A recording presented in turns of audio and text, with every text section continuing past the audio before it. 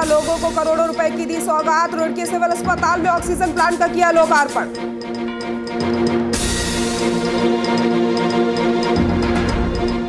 CM Pushkar Singh Dhami पहुंचे हरिद्वार। योग गुरु बाबा रामदेव और आचार्य बालकृष्ण की साथ की मुलाकात। सीएम धामी और बाबा रामदेव ने किया पौधारोपण।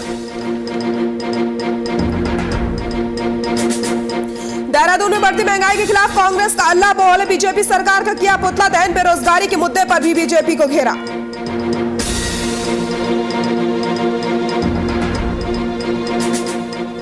और रुड़की में आपने प्रदेश की 4 विधानसभाओं में प्रभारी किए नियुक्त। इंजीनियर सादाब को पिरान कलियर का बनाया प्रभारी। सादाब ने 50 से ज्यादा सीटें जीतने का किया दावा।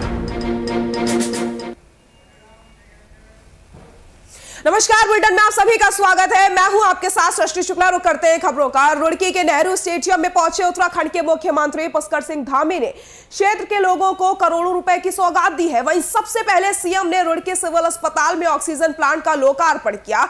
उसके बाद देहरादून हाईवे पर लगी स्ट्रीट लाइटों का भी लोकार्पण किया है। आपको बताते चले कि पुष्कर सिंह धामी मुख्यमंत्री बनने के बाद पहली बार रुड़की पहुंचे, जहां बीजेपी कार्यकर्ताओं ने उनका भव्य स्वागत किया है।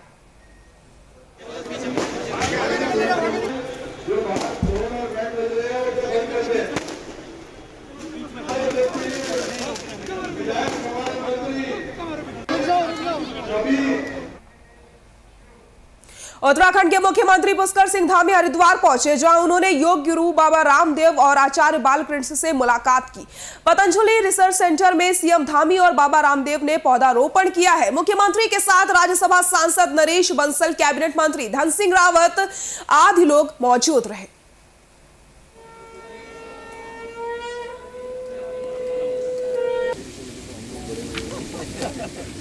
जमीनी मुख्यमंत्री सिंचित कर दिया है।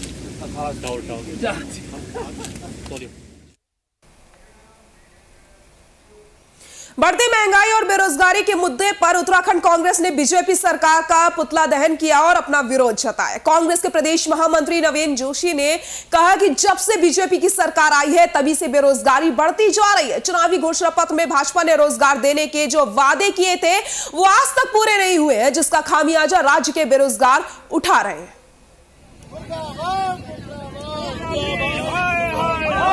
जनता पार्टी ने जो प्रदेश की जनता के साथ जो वादे किए थे कि हम यहाँ पे महंगाई पे अंकुश लगाएंगे, भ्रष्टाचार मिटाएंगे, बेरोजगारों को रोजगार देंगे, दुनिया भर के इन्होंने वादे प्रदेश की जनता के साथ किए थे, लेकिन वो धरातल पे नजर नहीं आ रहे हैं। आज गैस इतना महंगा कर दिया इन लोगों ने, जो 300 रुपए का सिलेंडर हुआ करता था वो 1000 रुपए के पार होने वाला है। महंगाई आसमान छू रही है, लेकिन इनके जो वादे थे ये बिल्कुल झूठ साबित हो रहे हैं। अब 2022 में उत्तराखंड के अंदर चुनाव होने जा रहा है। अगर हम इनकी कोई उपलब्धि बताएं तो इन्होंने 4.5 साल के अंदर 3 मुख्यमंत्री बदलकर आर्थिक संकट प्रदेश के अंदर खड़ा कर दिया।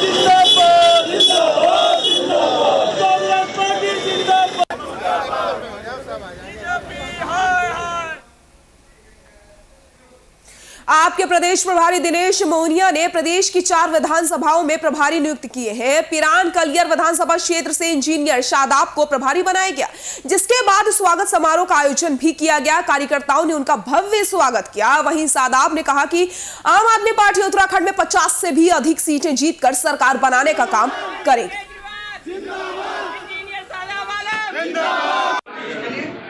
सबसे पहले तो मैं बहुत बहुत शुक्रिया अदा करना चाहूँगा आप पूरी आम आदमी पार्टी का, जिसने मुझे इतनी इज्जत से नवाजा है। मुझे पिरान कलियर विधानसभा का प्रभारी बनाया गया है, और जो मेरे यहाँ पर साथी हैं, सहयोगी हैं, मैं उन सभी का भी बहुत बहुत शुक्रिया अदा करता हूँ कि उन्होंने आकर मुझे इज्जत से नवाजा और हौसला अफजाई की। बाकी आने वाले समय में जो भी और मुझे पदभार दिए जाएंगे उनका भी मैं तरीके के साथ जो भी मुझसे हो सकेगा वो काम करूँगा।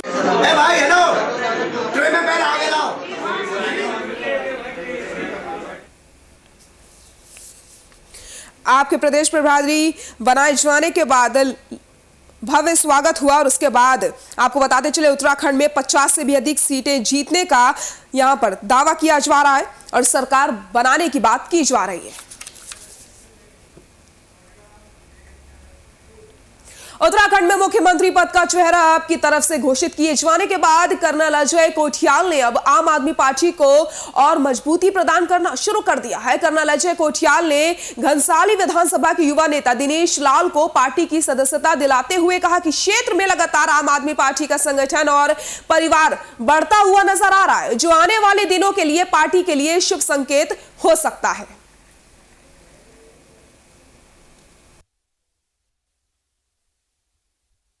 एक्सेप्टेंस है वो तो बढ़ता जा रहा है।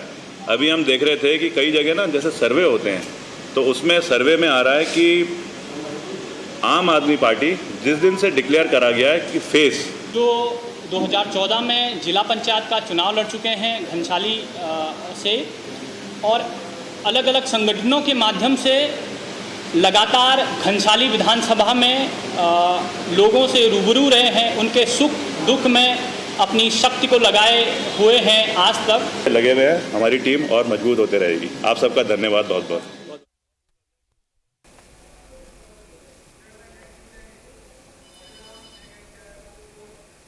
देवस्थानम बोर्ड को लेकर श्री गंगोत्री धाम के रावल शिव प्रकाश जी महाराज ने राजधानी देहरादून में पत्रकार वार्ता की, जहां रावल ने बोर्ड गठन को लेकर के पूर्व मुख्यमंत्री और मौजूदा धर्मस्व मंत्री पर जमकर सवाल खड़े किए।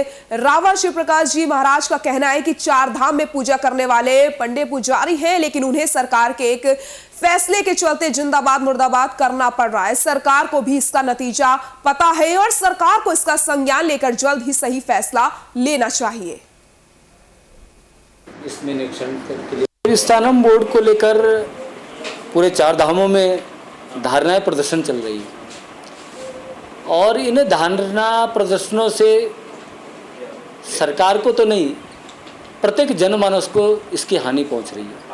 मैं आप सभी को, आप लोगों के माध्यम से प्रत्येक धर्म प्रेमियों को बताना चाहूँगा कि जिन पुरोहितों ने धाम पर बैठकर सर्वे भवन्तु सुखिनः सर्वे सन्तु निरामया ऐसी पूजा अर्चना करनी थी भगवान की, वो वहाँ पर जिंदाबाद और मुर्दाबाद के नारे लगा रहे हैं। तो ये आज देख रहे हैं आप संसार में क्या हो रहा है, ये सब उसी का परिणाम। इसमें निरीक्षण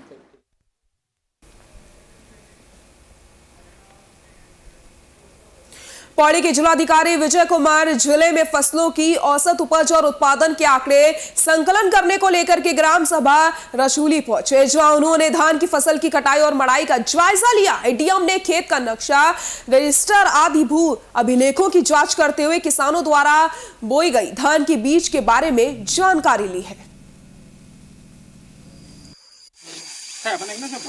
के कार्य के लिए आए थे, यहाँ पे क्रॉप कटिंग की कार्रवाई संपन्न किया गया है। क्रॉप कटिंग के उपरांत जो है संबंधित जो काश्तकार लक्ष्मण सिंह, उनके खेत में 14 किलो 150 ग्राम धान का फसल का कटाई हुआ है। अभी इसको जो है कुछ दिनों तक रखा जाएगा। 15-16 दिवस के उपरांत दोबारा से इसका वजन किया जाएगा, कितना घट तोली होती है उसको अभिलेख में लिया जाएगा। क्रॉप कटिंग का जो कार्यवाही है हम लोगों ने इस बार ऐप के माध्यम से संचालित किया है और सभी डेटा को ऐप में फीड किया है और मुझे आशा है कि इस वर्ष का जो क्रॉप कटिंग का अनुमानित जो उत्पादन है वो गत वर्ष के भांति उसमें वृद्धि रहेगा।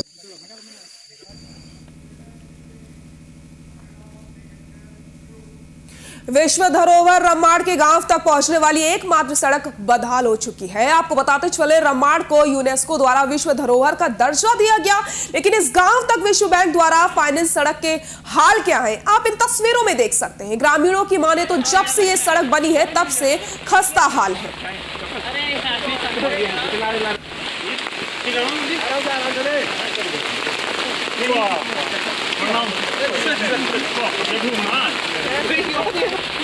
तस्वीरें आप देख सकते हैं किस तरीके से जान जोखिम में डालकर लोग सड़क पार करते नजर आ रहे हैं, लेकिन उसके बावजूद भी किसी तरीके से कोई संज्ञान नहीं लिया गया है।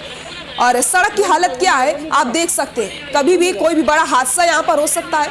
तो साफ तौर पर इन तस्वीरों को देखकर हम ये कह सकते हैं कि हादसे को न्योता दिया जा रहा है, उसके बावजूद भी किसी भी चीज का संज्ञान नहीं लिया जा रहा है। तमाम बार शिकायतें की गई हैं, कई साल बीत चुके हैं और अभी तक किसी भी तरीके से सहायता ग्रामीणों की नहीं की गई है।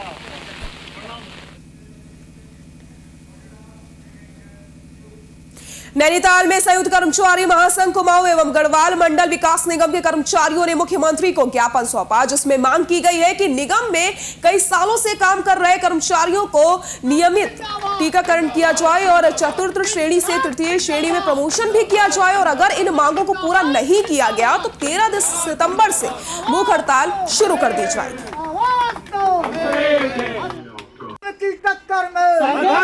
मुख्यमंत्री जी को 12 सूत्री ज्ञापन प्रेषित किया गया। उनका नैनीताल आगमन में हमारे द्वारा स्वागत भी किया गया, लेकिन उनसे एक अपील की गई कि कर्मचारियों की मांगें अगर अतिशीघ्र पूरी नहीं की गई तो आंदोलन उग्र रूप धारण करेगा। 13 तारीख से कृमिक अनशन, आमरण अनशन एवं कार्य बहिष्कार इत्यादि किया जाएगा। अगर इस पर भी मांगें पूर्ण नहीं होती हैं तो अन्यंतर अगर कोई ऐसी कार्रवाई होती है तो जिसकी जिम्मेवारी पूर्ण रूप से शासन एवं प्रशासन को होगी। आज केक गार्डन के कर्मचारियों द्वारा गुरुद्वारा प्रबंधक कमेटी के कार्यालय में उस समय विवाद की स्थिति हो गई जब कार्यकारी सचिव द्वारा गुरुद्वारा कमेटी के आगामी चुनाव को लेकर कमेटी सदस्यों और पदाधिकारियों की मीटिंग बुलाई गई। मीटिंग प्रबंधक कमेटी की निलंबित सरदार धन्ना सिंह द्वारा बुलाई गई थी। इस दौरान प्रबंधक कमेटी के महासचिव प्रीतम सिंह संधू कमेटी सदस्यों के साथ मीटिंग में पहुंचे और मीटिंग का विरोध करते हुए रोष जताया। सरदार धन्ना सिंह जो है उनके द्वारा बुलाई गई थी, जो कि असंवैधानिक थी, क्योंकि सरदार धन्ना सिंह के पास कानूनन तौर पर कोई ऐसा अधिकार नहीं था कि जो गुरुद्वारा प्रबंधक कमेटी की बैठक को बुला सकें। वो एक हमारे ऊपर यहाँ तो इन लोगों ने झूठा मुकदमा दायर करवाया था, उसके जमानत लेने तक मैं बाहर था, जिसलिए व्यवस्था की गई थी कि कार्रवाई तब तक कार्यालय का काम जो है रंगत का नहा रुके, इसलिए व्यवस्था की गई थी।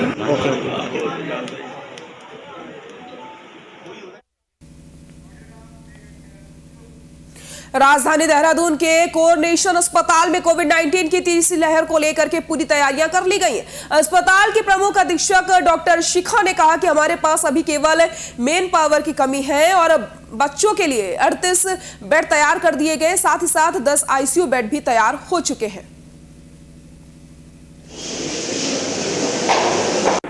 तीसरी वेव को देखते हुए हमारी न्यू बिल्डिंग में करीब हमारे पास 79 ऑक्सीजन सपोर्टेड बेड हैं। अगर ज़रूरत पड़े तो ओल्ड बिल्डिंग में भी हमारे 62 ऑक्सीजन सपोर्टेड बेड्स हैं और इसमें नई बिल्डिंग में हमारे 10 आईसीयू बेड हैं और पिक्कू के हिसाब से, बच्चों के हिसाब से हमारे यहाँ पिक्कू बेड 10 हैं, निक्कू के 4 बेड हैं और एसएनसीयू में 12 बेड्स हैं और हमारे पास 12 पीडियाट्रिक वार्ड भी हैं। तो बच्चों के हिसाब से हमारे टोटल पीडियाट्रिक ऑक्सीजन बेड्स हमारे यहाँ 38।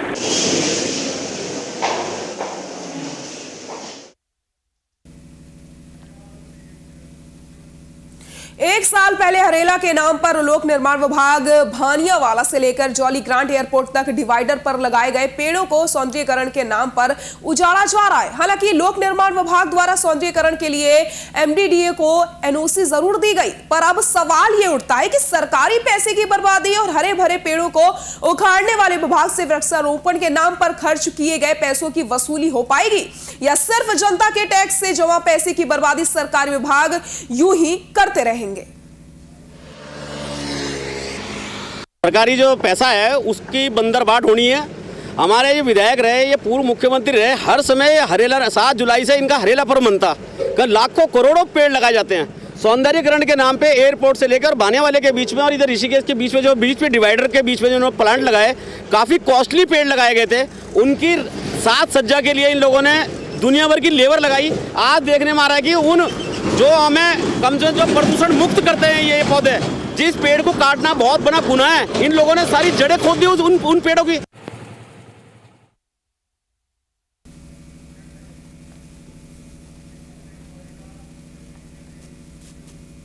राजकीय इंटर कॉलेज बुल्लावाला के प्रधानाचार्य खंड शिक्षा अधिकारी डोईवाला और आपको बताते चले डोईवाला के एसडीएम युक्ता मिश्रा को फेल छात्र छात्राओं के संबंध में ज्ञापन देकर उचित कार्रवाई की मांग की गई। आदेश की प्रति दिखाते हुए सामाजिक कार्यकर्ता नागेंद्र लोधी ने कहा कि कोविड काल में स्कूल में 2 साल से पढ़ाई नहीं हुई, इसलिए सरकार और शिक्षा विभाग ने सभी छात्र छात्राओं को पास करने के आदेश दिए। लेकिन उसके बाद भी बुल्लावाला राजकीय इंटर कॉलेज में शिक्षकों की मनमानी के कारण कक्षा 9 के 26 बच्चों को फेल कर दिया गया। पूरे मामले की जांच की मांग करते हुए आज सामाजिक कार्यकर्ता नागेंद्र लोधी ने एसडीएम युक्ता मिश्रा से मुलाकात करके ज्ञापन दिया है। आज की डेट में कोरोना महामारी को देखते हुए हाई स्कूल और इंटर के बच्चों को बिना परीक्षा दिए सरकार ने पास किया और बुल्लावाला राजकीय इंटर कॉलेज में 9th और 11th के बच्चों को फेल किया गया। 26 बच्चे फेल कर दिए गए, जबकि इनके जिला शिक्षा अधिकारी का आदेश मेरे पास है, ये आप देख रहे होंगे कि इसमें सारे बच्चों को कक्षोन्नति किया जाए।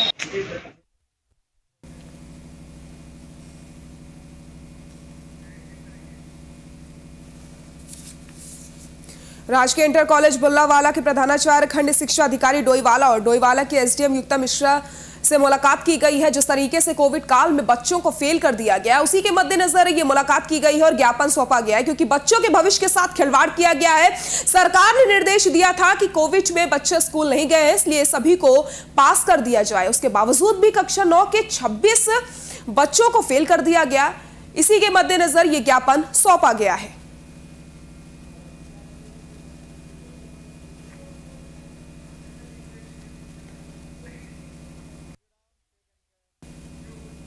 रुड़की के गांव वकबपुर ढडेकी में 2 पक्षों के बीच हुए विवाद में फर्जी मेडिकल बनाए जाने को लेकर के एक निजी हॉस्पिटल और एक सरकारी चिकित्सक पर मंगलौर थाने में मामला दर्ज किया गया है। मामले में एसपी देहात परमेंद्र सिंह डोभाल ने बताया कि फर्जी मेडिकल बनाए जाने को लेकर के आरोप में एक अस्पताल और चिकित्सक के खिलाफ मुकदमा दर्ज किया गया है।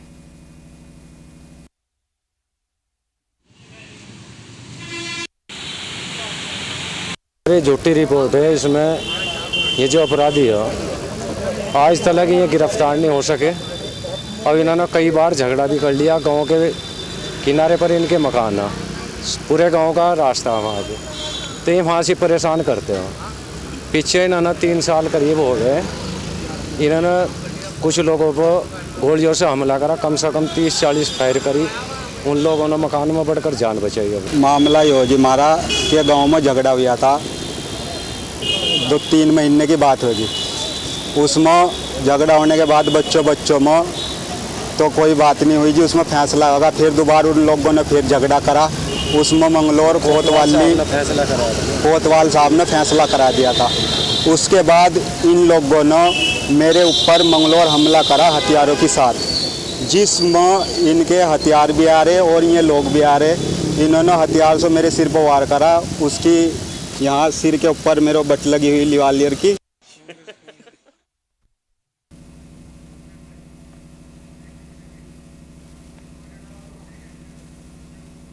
भगवानपुर क्षेत्र के गांव इब्राहिमपुर मसाई में 100 सालों से पुराने कुएं को लेकर के ग्रामीणों में विवाद की स्थिति पैदा हो गई है। मामला उस वक्त बढ़ गया जब गांव के कुछ जिम्मेदार लोगों ने विधायक निधि से पुराने पड़े कुएं को तोड़कर उस जगह चौपाल निर्माण का कार्य शुरू कर दिया, जिसमें कुएं की जगह को कम कर दिया गया। तो ग्रामीणों का गुस्सा भड़क गया। उनका कहना है कि जितनी जगह पहले कुएं में थी उतनी ही जगह में चौपाल का निर्माण होना चाहिए।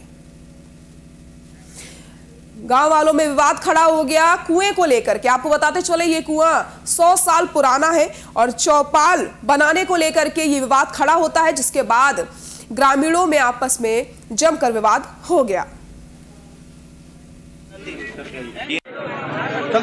इस कार्य की जो शुरुआत हुई थी, मैं उसी समय से आपको बताता हूँ। हमारे गांव के जितने भी युवा हैं, सबने बैठ के सलाह की कि हमें अपने गांव में एक चौपाल का निर्माण कराना है। और उसके उपलक्ष्य में हमारे गांव के बहुत से युवा जो हमारे वर्तमान विधायक हैं श्रीमान सुनील राठौर जी हैं, उनके पास गए थे और उन्होंने हमें कहा कि मैं चौपाल के लिए प्रस्ताव रखूंगा और आपके लिए बजट का व्यवस्था करूंगा। तो उन्होंने व्यवस्था की और जई साहब नापने के लिए आए थे, लेकिन कुछ लोगों ने सीमित क्षेत्र ही जो कुएं का था वही नपाया है, लेकिन प्राचीन काल से जो हमारा कुआं था उसका क्षेत्रफल बहुत ज़्यादा था। आप अभी वर्तमान स्थिति में भी देख पा रहे हैं कि कुएं का जो क्षेत्रफल है वो पूरी तरह से सीमित कर दिया गया है। जो परगना भगवानपुर का गांव मसाई कला है, वहाँ पे एक निर्माण कार्य चल रहा है, जो कि विधायक निधि से एक चौपाल का निर्माण हो रहा है और बड़ा ही अच्छी तरीके से निर्माण कार्य चल रहा था, सभी खुश थे। पर कुछ गांव के उपद्रवी तत्व जो हैं उन्होंने आके इसमें बाधा डाल ली है और पूरा गांव एक तरफ, गांव के करीब 1500 के करीब व्यक्ति एक तरफ है और सिर्फ 2-3 लोग ऐसे जो विरोध कर रहे हैं। गाँव में बाहर से आने वाले 10 आदमी बैठ जाए।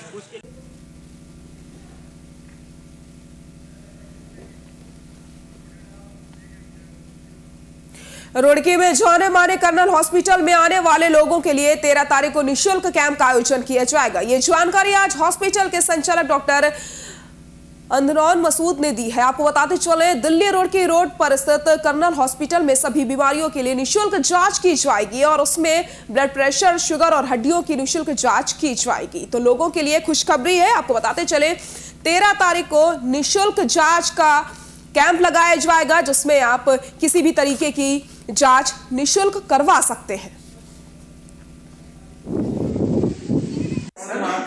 डॉक्टर्स में तो मैं हूं और हमारे सारा स्टाफ हैं, लेडी डॉक्टर्स हैं।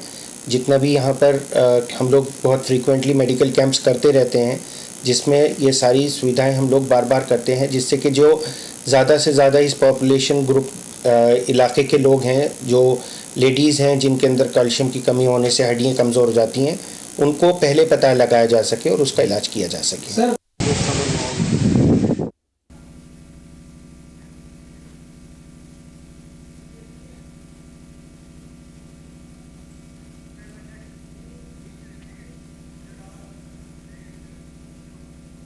ऋषिकेश बद्रीनाथ हाईवे 58 के सिरोपगढ़ में अत्यधिक मलबा आने से मार्ग अवरुद्ध हो गया है। वहीं पहाड़ी से लगातार पत्थर गिर रहे हैं। एक बार फिर से रुद्रप्रयाग और चमोली की जनता के लिए सिरोपगढ़ सिरदर्द बन गया है। राजमार्ग पर सैकड़ों लोग फंसे हुए हैं और देर रात को बादल फटने की खबर भी सामने आई है, जिसमें गाड़ियां दबने की खबर सामने आ रही है। तस्वीरें आप देख सकते हैं किस तरीके से मलबा आ चुका है और लोगों को आने जाने में परेशानी हो रही है। वही जानकारी ये भी मिल रही है कि तमाम गाड़ियां इस मलबे में फंसी हुई है और रात के समय में बादल भी फट गया था, जिससे स्थिति बद से बदतर हो चुकी है।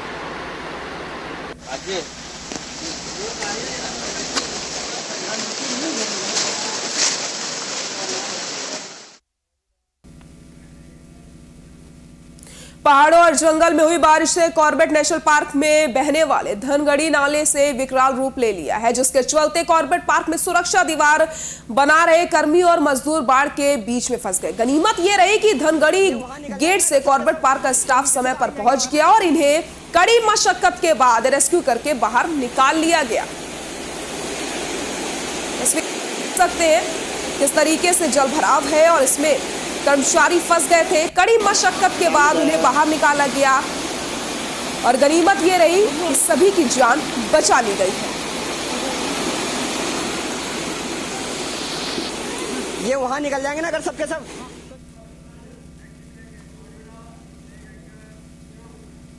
सरोवर नगरी नैनीताल में भारत रत्न पंडित गोविंद बल्लभ पंत की जयंती मनाई गई। इस अवसर पर सभी राजनीतिक दलों और सभी धर्मों के लोगों ने पंत की मूर्ति और चित्र पर माल्यार्पण करके उनको याद किया है। इस मौके पर आयुक्त कुमाऊं मंडल सुशील कुमार ने कहा कि पंडित गोविंद बल्लभ पंत भारत के महान विचारक और स्वतंत्रता संग्राम सेनानी थे।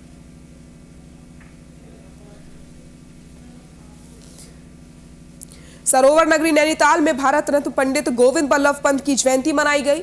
माल्यार्पण करते हुए तमाम तरीके के कार्यक्रम भी प्रस्तुत किए गए। बच्चों ने नृत्य करके प्रस्तुति की है। साथ ही साथ सभी ने उन्हें याद करते हुए कहा कि वो महान विचारक और स्वतंत्रता संग्रामी थे और सभी लोग उन्हें नमन करते हैं।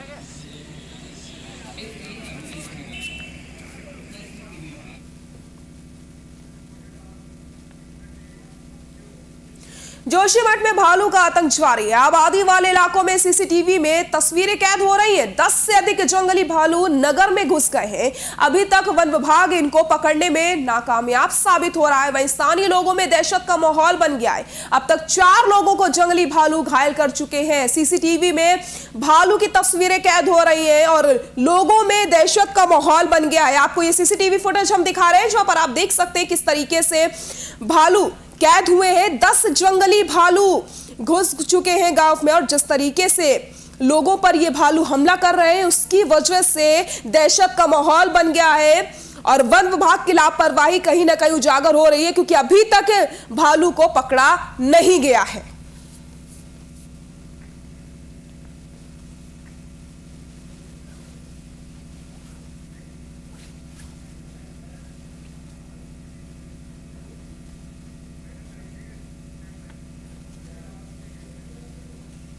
बुलेटिन में फिलहाल के लिए इतना ही। नमस्कार।